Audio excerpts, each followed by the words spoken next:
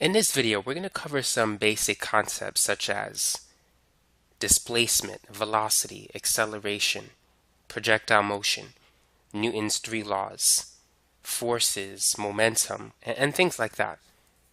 So for those of you who want a basic intro into physics and just want to understand some principal ideas involved in physics, this video is for you. So let's begin. The first thing we're going to talk about is distance and displacement.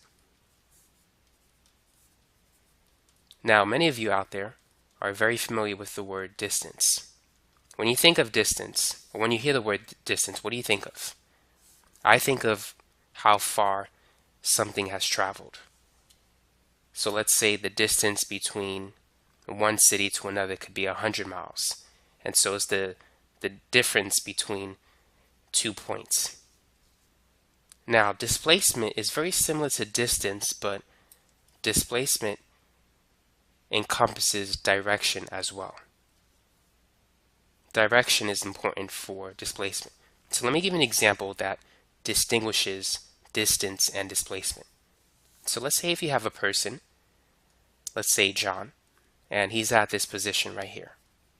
And he decides to walk, let's say, 8 meters east. And then he turns in the other direction and travels, let's say, 3 meters west. The total distance that John travels is 8 plus 3, or 11 meters. However, his displacement is not 11, but rather his displacement is 5 meters. Displacement is the difference between the final position and the initial position. So let's say if we have a number line, and let's say this is position 0. So John traveled 8 meters east. So now he's at position 8 on a number line. So during the first part of his trip, his displacement was positive 8. Then he traveled 3 meters west. So his displacement is negative 3. So now he's at position 5. And so his net displacement is 5 meters because he started from position A and now he's at position B, which is located at position 5. And so your net displacement is basically, it's the final position, let's say PF, minus the initial position. His final position is position 5. His initial position is 0. So his displacement is positive 5. He went from A to B. And so that's the basic idea behind displacement. The total distance is 11. Now, distance is a scalar quantity. It only has magnitude. Displacement is a vector quantity. It has both magnitude and direction. In the case of distance, in the first part of the trip, he traveled a distance of positive 8. In the second part, he traveled a distance of positive 3. And so the total distance is 11 meters. Now, displacement has magnitude and direction. During the first part of his trip, his displacement was positive 8. The magnitude is how far he traveled, which is 8 meters. The direction is he's traveling east, and so we have a positive sign for going in an eastward direction. Anytime you're going towards the right, you're going in the positive x direction, so the displacement is positive. Now, during the second part of the trip, he's traveling west, that is towards the negative x direction. And so it's negative 3 in terms of displacement, but in terms of distance, it's positive 3. Keep this in mind. Distance is always positive, but displacement can be positive or negative. If you're traveling east or north, displacement has a positive value. If you're traveling west or south, displacement has a negative value. And so if you add up the displacement for the first part of the trip, plus the displacement of the second part, you get the net displacement of positive 5. Positive 8 plus negative 3 will give you positive 5. Now let's say a car travels 200 miles. Would this description be related to distance or displacement? So if I say you travel 200 miles, am I describing distance or displacement? Well, this would be a description of distance because no direction was indicated. So you could be going east, west, north, or south. If you simply state 200 miles, you're describing distance. Now let's say if the car traveled 300 miles north. In this case, I have the magnitude, which is 300 miles, and I also have the direction, which is in the northward direction. So in this case, I'm describing displacement.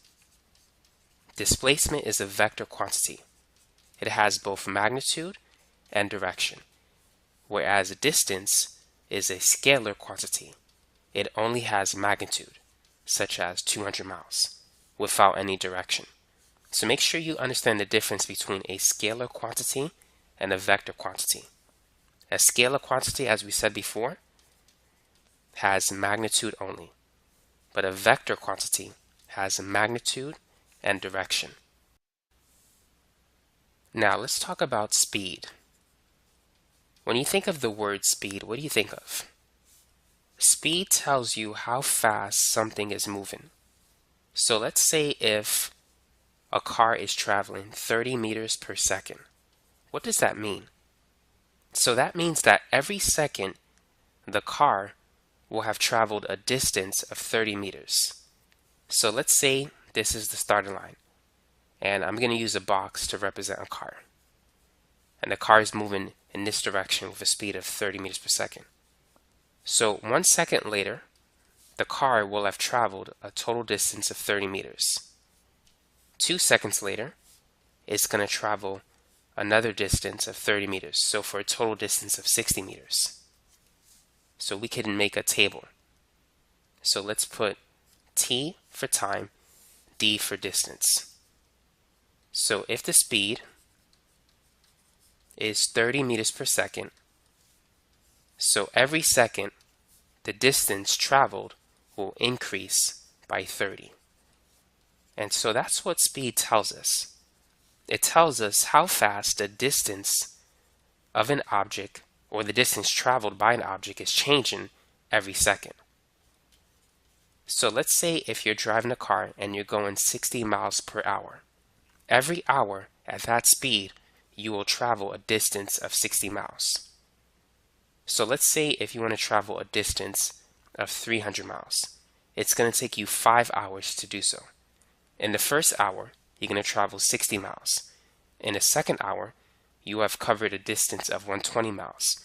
So every hour, you're going to travel an additional distance of 60 miles. Now there's a formula that you need to know, and it's D is equal to VT. In this equation, D can be used as distance, and V represents speed, T represents time. Now sometimes with this formula, you could use the velocity in terms of V. And if you do so, then D will no longer technically be represented by distance, but it's going to be represented by displacement. And so you could use that simple formula in many different ways. So here's a question for you. So let's say if you have an object that is moving at a speed of, let's say, 50 meters per second. How long will it take for this object to travel a distance of 1,000 meters? So we're looking for the time, how long. So we could use this formula, D is equal to VT. So the distance is 1,000 meters, V is 50 meters per second, and we need to calculate the time. So we can divide both sides by 50. And so it's going to be 1,000 divided by 50. If we cancel a 0, that's 100 divided by 5, which is 20.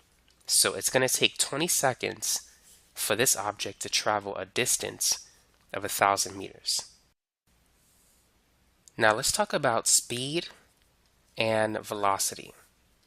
So what is the difference between these two quantities? Because they both describe how fast something is moving. But there's a difference between them. Speed is a scalar quantity and velocity is a vector quantity. Speed is always positive. Velocity can be positive or negative. Now recall that a scalar quantity only has magnitude, whereas a vector quantity has magnitude and direction. So can you think of some examples that will distinguish speed from velocity? So let's say if a train, I'm going to use a box again, is moving at 45 meters per second. Let me take away the arrow.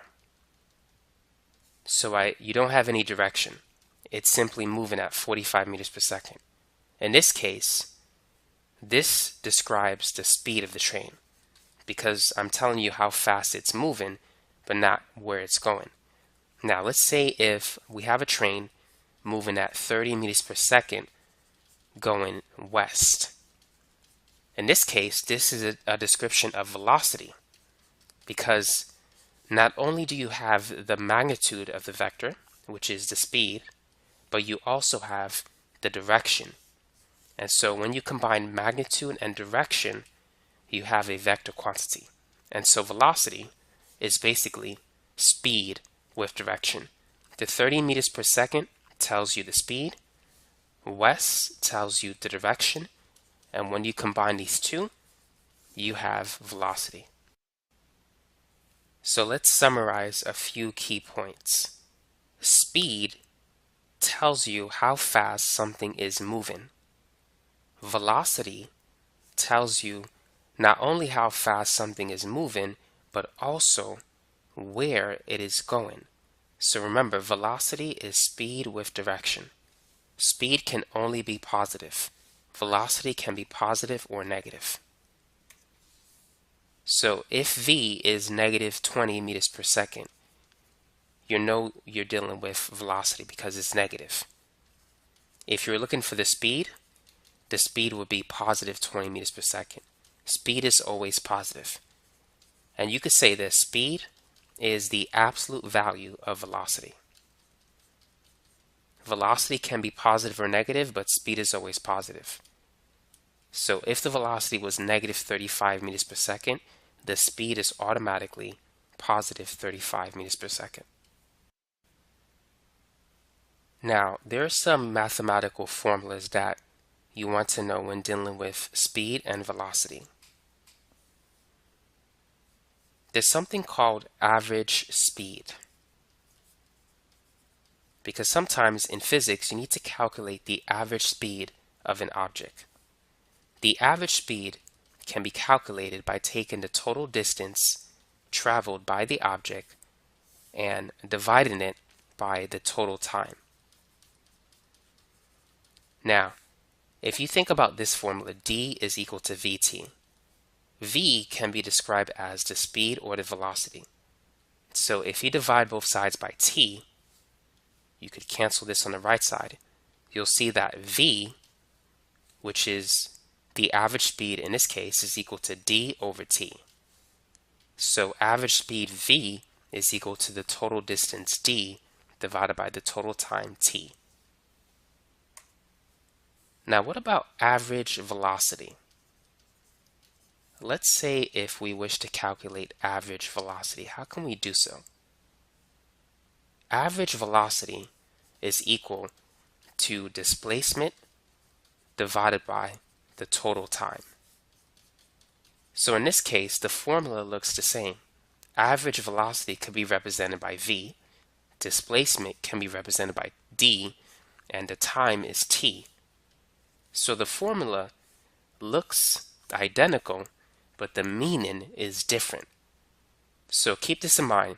Velocity is associated with displacement. Speed is associated with distance. Now let's say if you have an object and this object traveled 12 meters east and then it travels 20 meters west.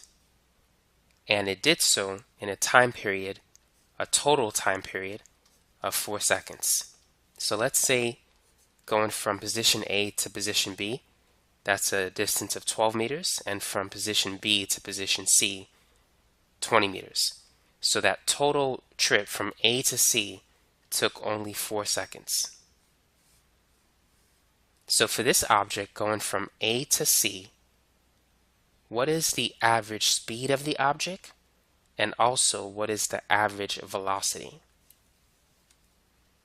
So to calculate the average speed, we need to determine the total distance and divide it by the total time. The total distance is simply 12 plus 20. If you add those two numbers, it will give you 32 meters. And the total time is 4 seconds. So 32 divided by 4 is 8. So the average speed is positive 8. Keep in mind, speed is always positive. Now what about the average velocity? Well, we know that average velocity is defined as displacement divided by the total time. The displacement for the first part of the trip going from A to B is positive 12 because the object is traveling in a positive x direction. The object is going east. For the second part of the trip, the object is traveling west towards the negative x direction. And so going from B to C, the displacement is negative. So if we add up 12 and negative 20, we can get the net displacement, which is negative 8. Now keep in mind, you can also treat this as a number line. Let's say A is at position 0. B will be at position 12. And then if you do 12 minus 20, you'll see that C is at position negative 8. And the difference between these two positions will be the net displacement, which is still negative 8. So the final position minus the initial position will give you the net displacement. Now let's divide it by 4 seconds. So the average velocity is negative 2 meters per second. And it makes sense because the net result is that the person traveled in the westward direction towards the negative x-axis. So going from A to C, ignoring B, the person traveled towards the west. And that's why the velocity is negative, because anytime you're going in the west direction towards the negative x-axis, it will be negative. If you're going towards the positive x-axis or in the eastward direction, it's going to be positive. Now let's talk about acceleration. What is acceleration?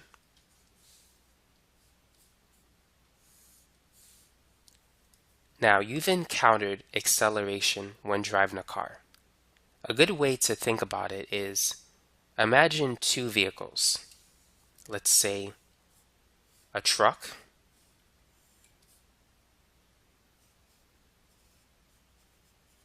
I'm not the most artistic person, but we'll work with this. And let's say a sports car. Which of these two vehicles have, let's say, a greater acceleration? Is it the truck or the sports car? So what is acceleration? Acceleration tells you how fast the speed is changing, or more technically, how fast the velocity is changing. So the truck can probably go from 0 to 60 miles in maybe, let's say, 30 seconds. A sports car can go from 0 to 60 in a shorter period of time, let's say in 5 seconds.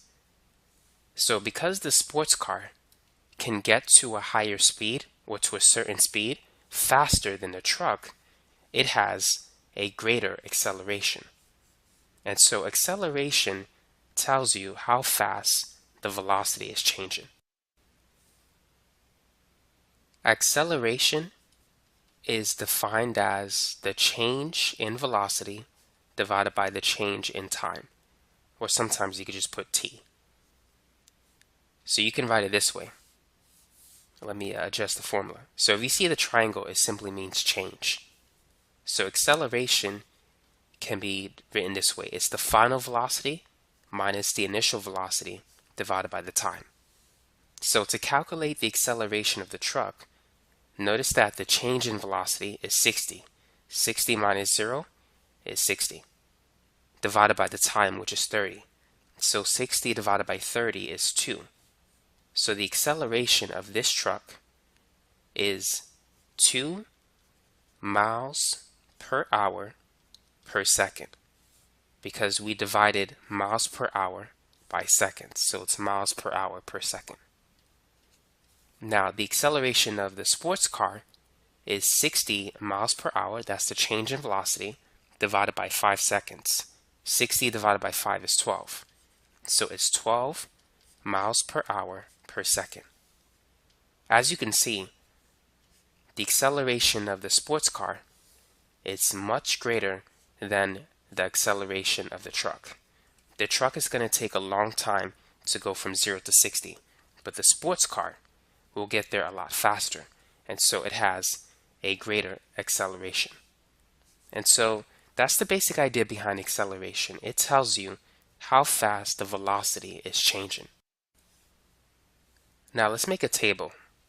Let's say if an object is moving with an initial speed of 12 meters per second. So VO tells you initial speed or initial velocity. Now since I have an arrow, let's say it's going east, this now it becomes the description of velocity if I put direction with it. And let's say at this point, this object or vehicle begins to accelerate at a rate of 4 meters per second squared. So this is 4 meters per second per second. So what does that mean? So if we make a table, if we plot time and velocity, let's say the final velocity at a certain time, at t equals 0, this becomes the initial velocity, so it's 12. What will the velocity be 1 second later? Well, the acceleration tells us how fast the velocity is changing. So because the acceleration is positive 4, that means that the velocity is increasing by 4 meters per second every second. So anytime acceleration is positive, the velocity is increasing. Anytime the acceleration is negative, the velocity is decreasing. So 1 second later, the velocity will now be 16. 2 seconds later, the velocity is 20. 3 seconds later, it's 24. 4 seconds later, it's 28. And so every second, the velocity will increase by 4 meters per second because the acceleration is 4 meters per second per second. Now, the formula that you want to use to calculate final velocity is this equation. V final is equal to V initial plus AT.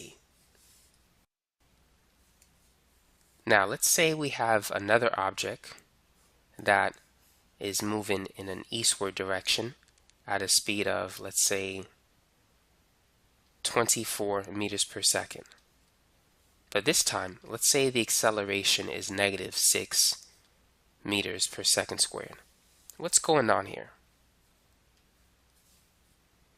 Is this object speeding up or slowing down? Whenever the acceleration and velocity, whenever they have opposite signs, the object is slowing down. Whenever they have the same sign, it's speeding up.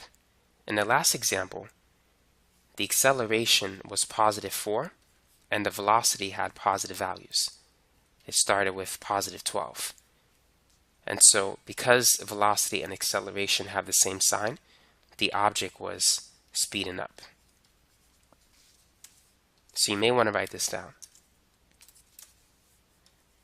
The object will be speeding up, that is, the speed will be increasing if acceleration and velocity have the same signs, if they're both positive or if they're both negative.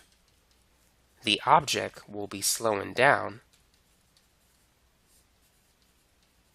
if the acceleration and velocity have opposite signs, either positive and negative or negative and positive.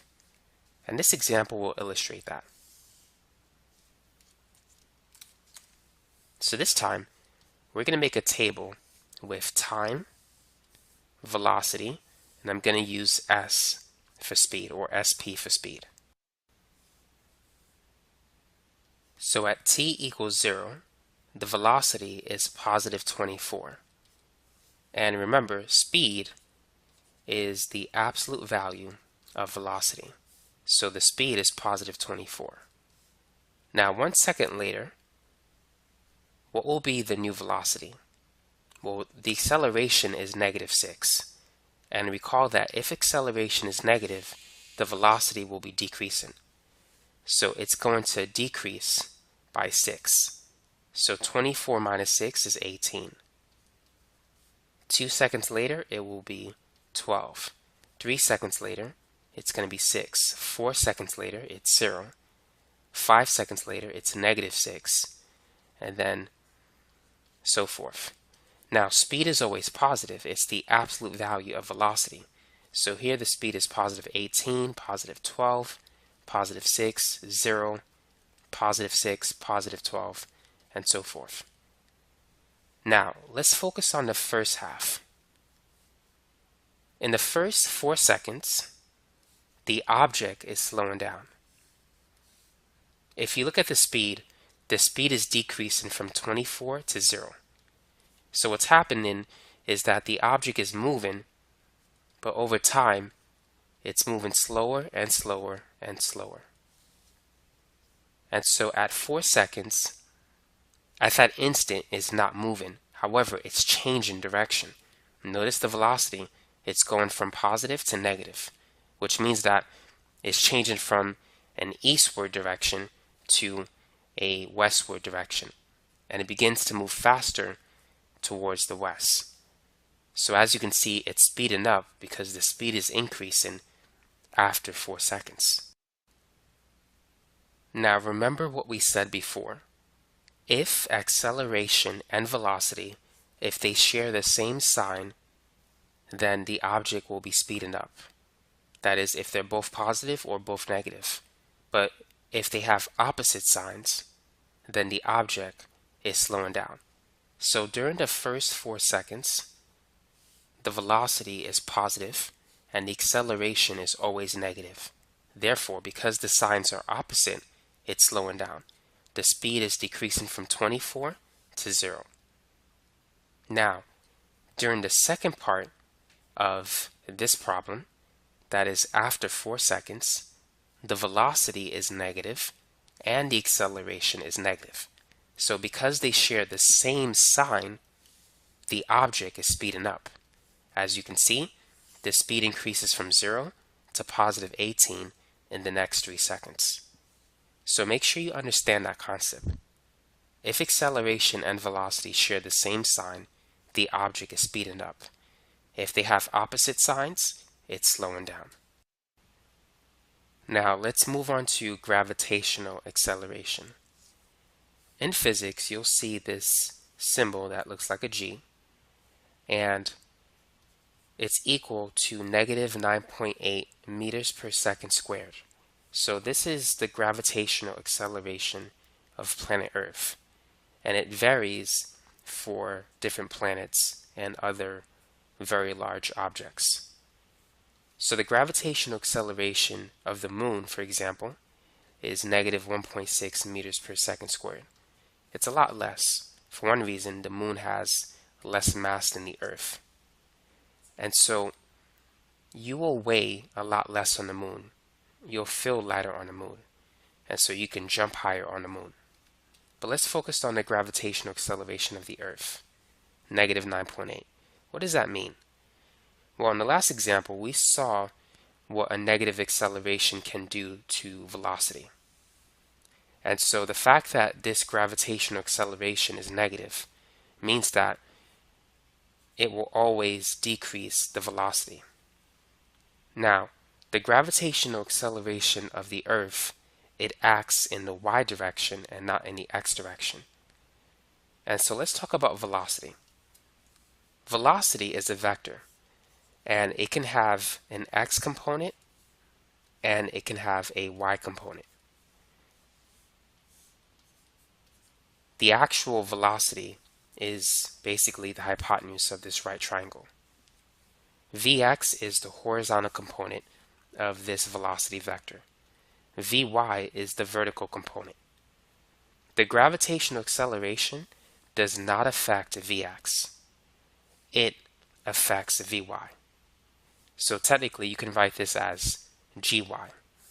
It's a vertical gravitational acceleration. It doesn't affect the horizontal velocity, it affects the vertical velocity.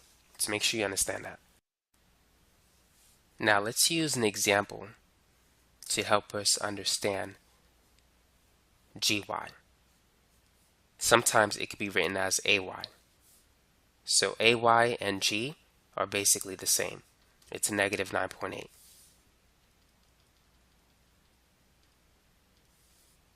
Let's say we have a person who is standing on top of a cliff next to the ocean, and this person has a ball in his hand, and he released the ball from rest. So he doesn't throw it down or throw it up, he simply lets go of the ball. Well, we know what's going to happen. Gravity is going to cause the ball to fall. Now, what can you tell me about Vy, the vertical velocity of the ball? Over time, will it become positive or negative? Well, we know that velocity is speed with direction. And right now, the ball is going to be moving in the negative y direction. So this is positive x, this is negative x, positive y, negative y. It's going down in the negative y direction. So Vy will become negative. If we make a table with t and Vy, at t equals 0, the initial vertical velocity will be 0 because the ball was released from rest. Now the acceleration, or also called acceleration due to gravity, is negative 9.8. Because it's negative, the vertical velocity will be decreasing. So every second, it's going to decrease by 9.8. So 2 seconds later, it's going to be negative 19.6. 3 seconds later, it's negative 29.4. Now the speed is always going to be positive. So if you were asked, what is the speed of the ball? Let's say 3 seconds later, it's going to be positive 29.4 meters per second. But if a test question asks you for, let's say, the velocity of the ball 3 seconds later, you should say it's negative 29.4 meters per second because it's going in the negative y direction. And so hopefully this number makes more sense. So the gravitational acceleration tells you how fast the vertical velocity is changing every second. So on the moon, where G is negative 1.6, if you were to drop a ball, the vertical velocity will decrease by 1.6 meters per second every second. So let's say we have a similar situation. We have the same person with the ball in his hand, and this time he throws it in the upward direction with an initial speed of 29.4 meters per second. What can you tell me about the vertical velocity and its values every second? And let's say this person is still on the Earth. where g is negative 9.8 meters per second squared. So even though right now the velocity is positive, because g is negative, the vertical velocity will decrease. So as the ball goes upward, it's slowing down because the velocity is positive and the acceleration is negative. Because they're opposite in sign, the ball is slowing down. Eventually, the ball will reach its maximum height, and then it's going to change direction and begin to fall down. So if we make a table between t and Vy, we're going to get the following values. So at t equals 0, that is initially, the vertical velocity is positive 29.4. Now the acceleration tells us how fast or how much the velocity changes every second. So 1 second later, it's going to decrease by 9.8. So 29.4 minus 9.8 will give us 19.6. So 1 second later, it's going to be positive 19.6.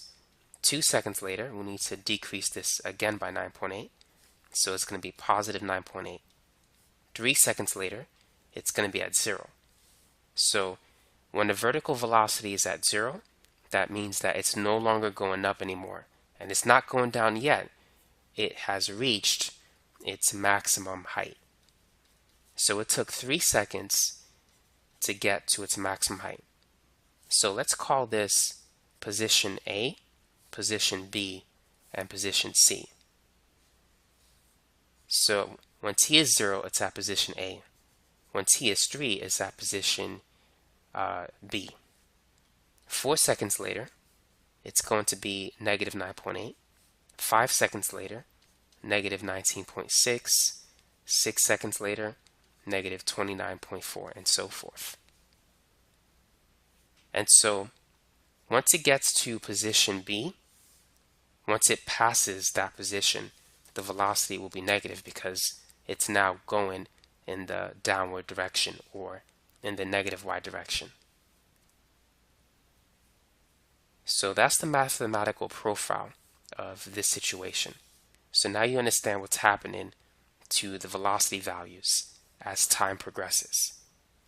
So anytime the acceleration is negative, the velocity is decreasing. As you can see, it started with a positive value, and now it's becoming negative.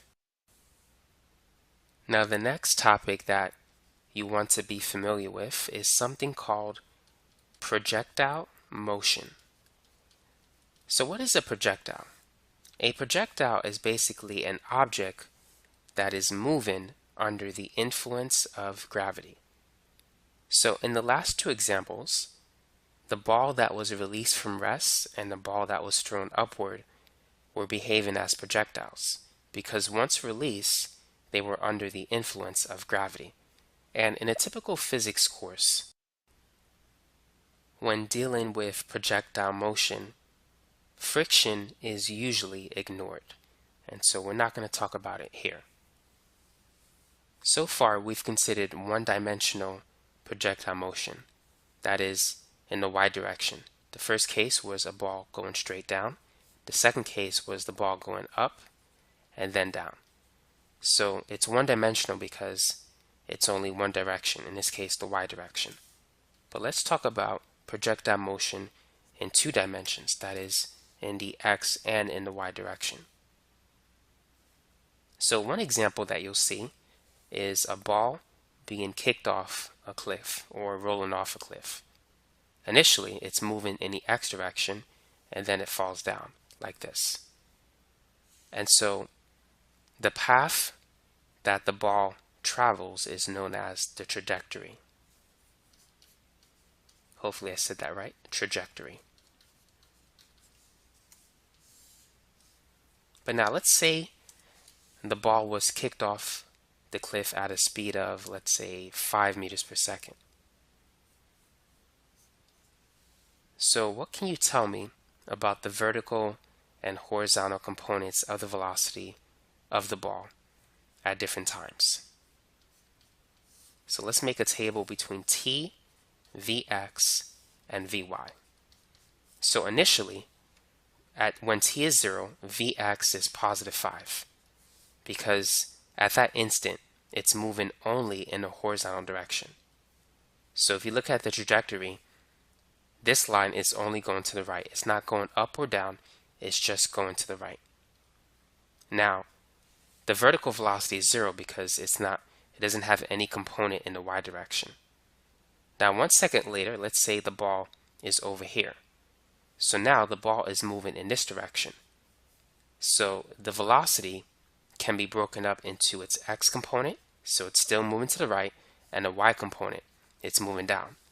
So let's call this point A and that point B. So at point B, because it's going in this direction, it has a Vx value and a Vy value.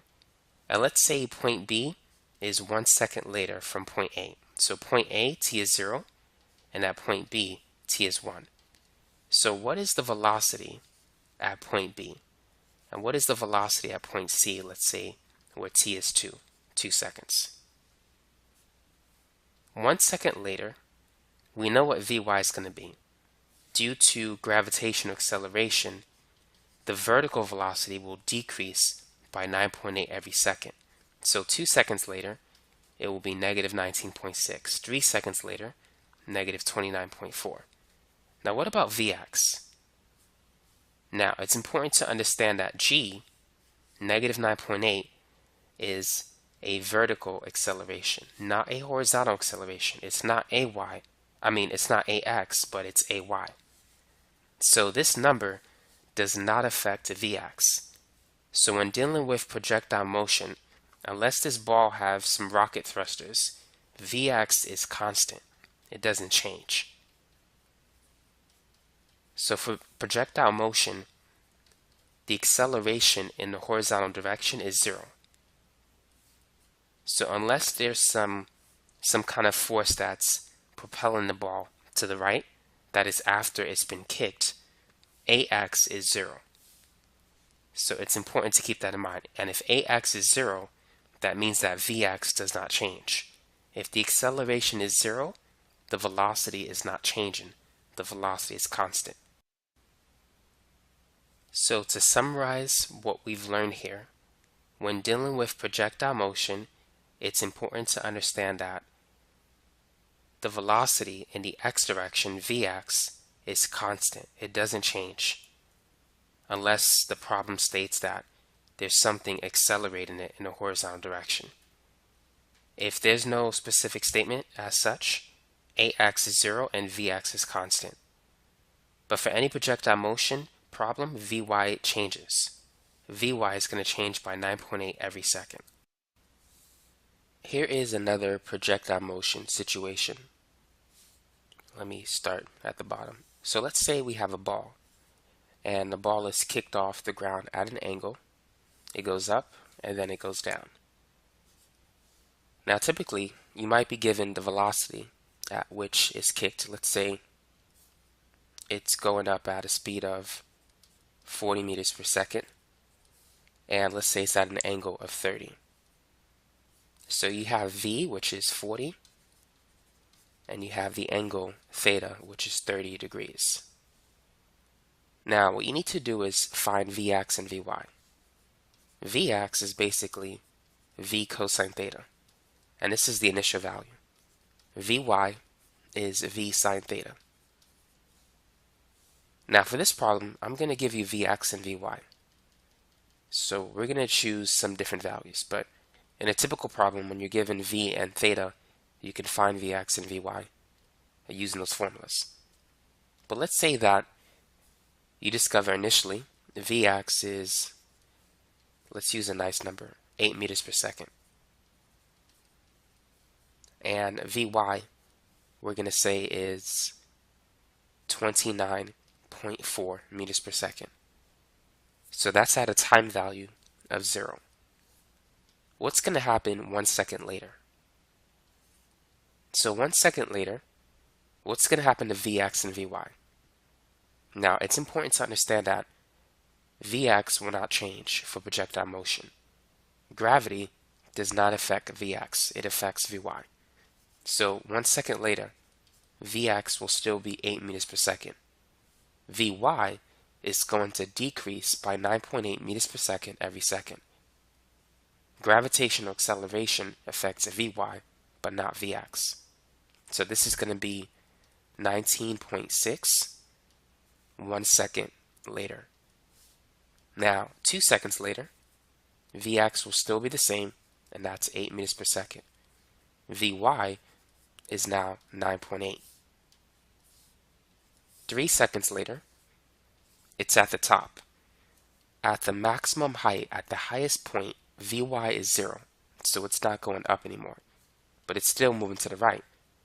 So it's still moving at 8 meters per second to the right, so that's Vx. Now, 4 seconds later, what do you think is going to happen? Well, Vx is still the same. It's still 8 meters per second, but now it's going down. So Vy is negative 9.8. And then 5 seconds later, Vx is still the same, but Vy is now negative 19.6. And 6 seconds later, Vy is going to be negative 29.4. So notice that the speed is the same when the height is the same if the trajectory is symmetrical. In this case, the left side looks exactly the same as the right side. So there's symmetry for this type of shape. So at a certain height, Vy has the same magnitude but the opposite sign. This is positive 19.6 and that's a negative 19.6. So the velocities just have opposite signs, but speed in either case is still positive 19.6. So the speed is the same when the height is the same. But Vx doesn't change in a typical projectile motion problem. Only Vy changes based on the gravitational acceleration. Now let's talk about Newton's 3 laws. So let's go over the first law. The basic idea behind Newton's first law of motion is that an object at rest will remain at rest unless acted on by a force. And an object in motion will continue in motion unless acted on by a net force. So let's say if we have a box and it's at rest, it's not moving. The only way we can get this box to move is by applying a force. And a force is a push or pull action. So in this case, the force is pushing the box towards the right.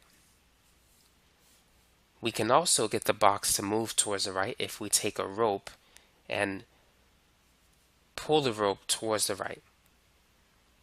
So here this is a push action, and towards the right it's a pull action. And the way to pull something is by means of a rope. Whenever you have a force acting on a rope, it's known as a tension force. So whenever you hear the word tension, it's basically a force acting through a rope. So unless we apply a force, the box at rest will continue to remain at rest. Now let's say we have a box, and this box is moving to the right. So it's sliding across the surface. The only way to stop the box from moving in this direction is to apply a force in the opposite direction. And friction will do that too. So if you try to slide a box across a rough surface, you know the box is going to come to a stop because friction will oppose the box from moving. Friction always opposes motion. It tends to slow things down. And so thus we have Newton's first law. An object in motion will continue in motion unless acted on by a force. So if there was no friction, this box will continue to slide forever. But because friction is present and it's opposite to the direction of the velocity of the box, it's going to slow it down and bring it to rest. So if that force wasn't present, it will keep moving. So if you think of objects moving in outer space where there's almost no friction, those objects tend to basically move forever. So if you think of the Earth as it revolves around the sun, the Earth moves in a vacuum of space. It's basically almost no air in space. And so there's hardly any friction. Thus, it can move forever around the sun without any or hardly any assistance. A good way to illustrate this is, imagine if we take an object and, let's say like a puck, if you're playing air hockey, and if we slide it across ice. Because there's not much friction between this object and ice, because ice has a very smooth surface, this object will travel for a very long time because there's not much friction between the ice and this object. Whereas, let's say if you have the same object across a rough surface, this object will not slide very far. It's going to come to a stop quickly because there's more friction. And so if you can reduce friction, the object will travel for a very long time. And if you can completely eliminate friction, then by Newton's first law of motion, it should continue forever. So an object in motion will continue in motion unless acted on by a force. Now let's talk about Newton's second law. And the best way to summarize Newton's second law of motion is through this equation. The net force of an object is equal to the mass times the acceleration. And sometimes you'll see the term net force written this way, as with a summation symbol, or sigma. And this could be the net force in the y direction or the net force in the x direction. Nevertheless, just make sure you understand that the net force is basically the mass times the acceleration. So here's a question for you. Let's say if I have a 10 kilogram mass and it rests across a horizontal surface, and let's say there's no friction, and I apply a force of 80 newtons. What is the acceleration of the box? So F equals ma. The force is 80 newtons. The mass is 10 kilograms. What is A? So A is going to be 80 divided by 10, which is 8. So this box will accelerate at 8 meters per second squared. So what does that tell us about the velocity of the box? So every second, the velocity of the box will increase by 8 meters per second. So if we make a table, at t equals 0, the velocity is 0. When t is 1, the velocity is 8. When t is 2, the velocity is 16, and so forth. And so whenever you apply a force on an object, you exert an acceleration on that object, and as a result, you're increasing the velocity of that object. That object will begin to move at a faster pace.